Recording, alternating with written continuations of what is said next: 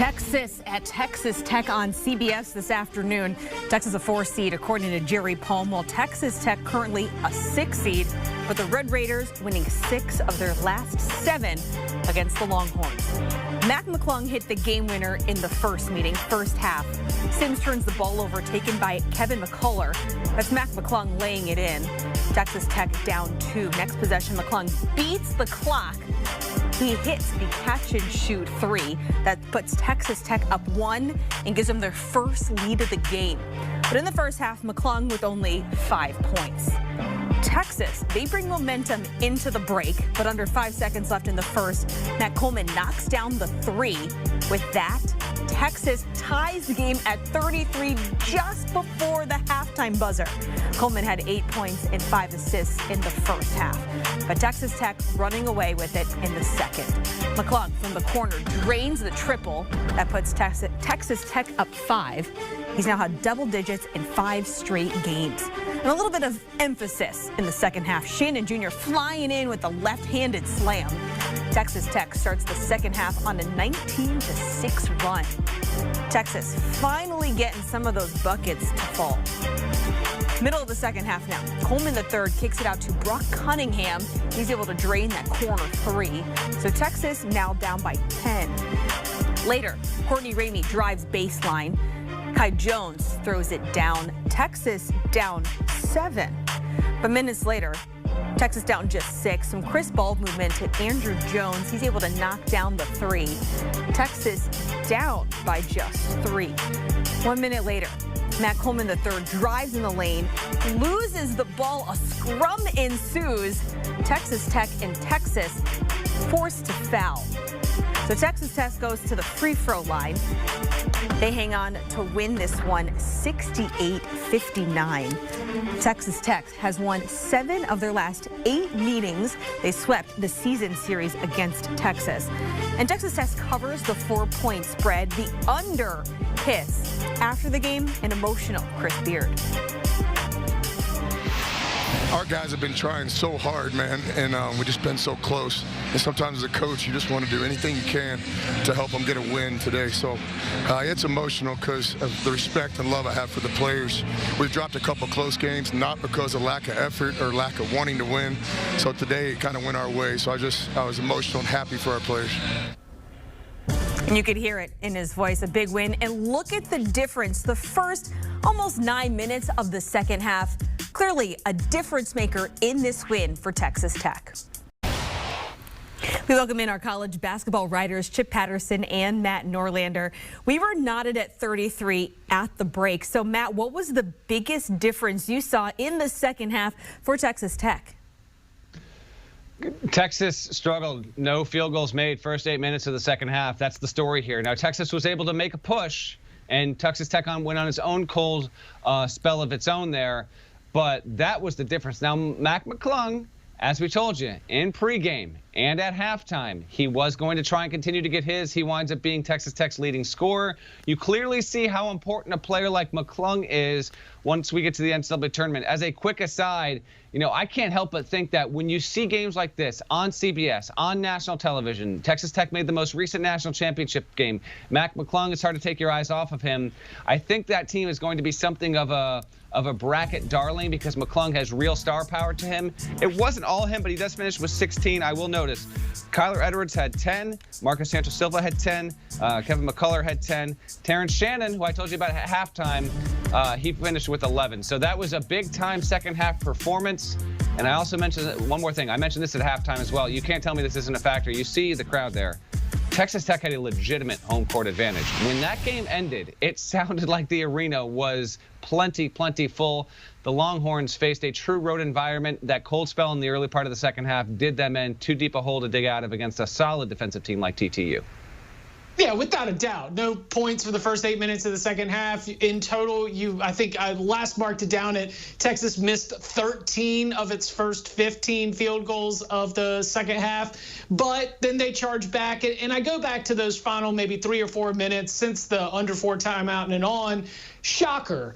Chris Beard coached Texas Tech team, seems to be totally dialed in defensively for the key possessions. I mean, how many good looks did Texas have? Like, yes, we saw Sims get to the the free throw line on that alley-oop attempt, which, if he had been able to convert. And there were a few other times, Sims in particular, where maybe they were going to get a decent look at the rim. But for the most part, it just looked like everything was contested. It looked like everything was really tough. Texas just could not, even when Texas Tech went on that offensive dry spell and allowed the Longhorns to climb back into this game.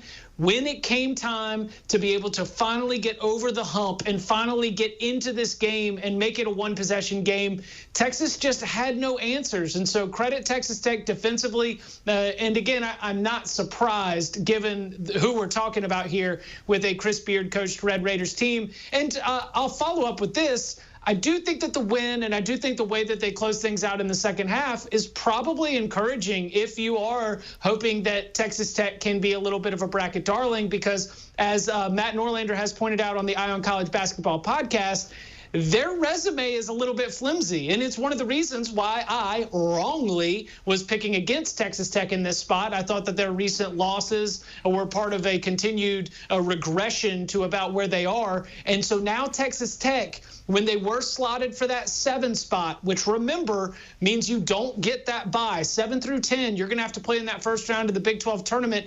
Texas Tech now gets a crucial win for trying to avoid that, while Texas falls a little bit closer to that 7 spot. Seeing what happens in that 5, 6, 7 spot in the standings as we count down the last games of the Big 12 season, it's going to be absolutely huge for some teams. The Red Raiders, they get the bragging rights with this regular season sweep. So we talked about a little bit how they let this one slip away, Chip. Is there concern for Texas as we look at the end of the regular season into the conference tournament? I don't think so, but only because of that really good comeback win against Kansas. They get it done in overtime. They were down by double digits. I think the concerns have to be more big picture, just that we've had so many inconsistencies. If it's not just with one half, it's for long stretches of the game. Obviously, the notable one being the loss to West Virginia.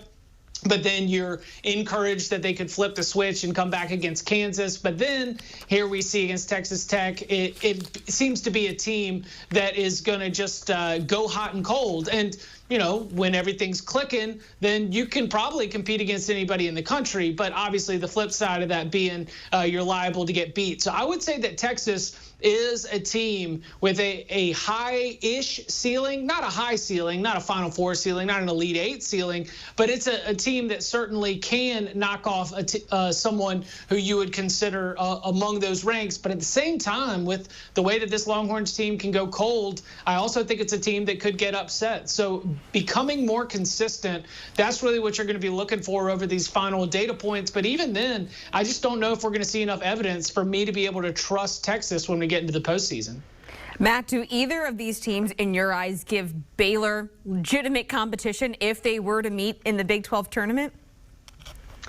Competition, yes, but not a real threat. I actually have Baylor losing later on Saturday. I think they're going to take their first loss of the season at Kansas on Kansas' senior night in its Big 12 finale. But no, I wouldn't say so, Sherry. If they were to meet, could anything happen? Of course. But I'm just saying, like, overall, Baylor, if those teams were to meet, and I'm projecting, 2 weeks almost into the future here, got to figure Baylor, Texas, Bears would be favored anywhere from 6.5 to 8 points. Texas Tech probably in the same realm there. I do want to piggyback real quick off of what Chip was mentioning. So I do have a little concern. This is how valuable that win over Kansas was for the Longhorns, because this game today was the first of 4 straight road games to close out Texas's regular season. So, it's got TCU, which should be able to be Iowa State on the road. It should be able to be Oklahoma. That's a little bit tougher. But, to circle back to your question, Sherry, Texas is probably going to lose at least one more game before it gets to the Big 12 tournament. And then it's a matter of if it can kind of regather its composure heading in there. The Longhorns absolutely needed that OT win against Kansas because of the specific 4-game stretch going forward. Keep that in mind. Remains to be seen what Jerry Palm will do. But the Longhorns, if you want to make a case that it should be on the 5, they should be on the 5 seed instead of the 4 line. That might be true, but we got to wait to see what we get from the rest of Saturday first. By the time we get to the Big 12 tournament, I expect Baylor to have everything sort of put back into place. We saw them struggle in the beginning against Iowa State. Think about how it took Michigan a half before they were able to really flip the switch and double up Wisconsin in the second half of its first game back from a long pause. By the time we get to the Big 12 tournament, I think Baylor's going to be a little bit more settled. I think the Bears will be a little bit closer to being ready for the NCAA tournament. And so I don't see Texas Tech being a major threat to knock off Baylor in the Big 12 tournament. If there's one team that I have to choose, I think that I might go with West Virginia just because the form recently has been really strong. Derek Culver obviously has just been fantastic, really tremendous. But for the most part, I still see the Bears operating on a tier above anyone else, though. And as I continue to come back to the idea of working your way back into form from a COVID break, I agree with Matt. The Bears are potentially could be got anywhere here, especially against Kansas. But I do think that come Big 12 tournament time, matched up against Texas or Texas Tech, I believe I would take the Bears, both straight up and against the spread. And that's what makes March so exciting, sort of the unknown as we hit tournament season. Chip Patterson, Matt Norlander, thank you so much for your insight and time, guys. And to get more for your college basketball, get Eye on College Basketball podcast. Download and subscribe it today. Matt Norlander and Gary Parrish giving you all the insights you need as we finish the regular season and tournament season quickly approaching. Do you want a sports network that delivers everything that matters about the game? The highlights, the picks, the instant analysis, no yelling, no fake debates, no politics. Hit the subscribe button and never miss a moment.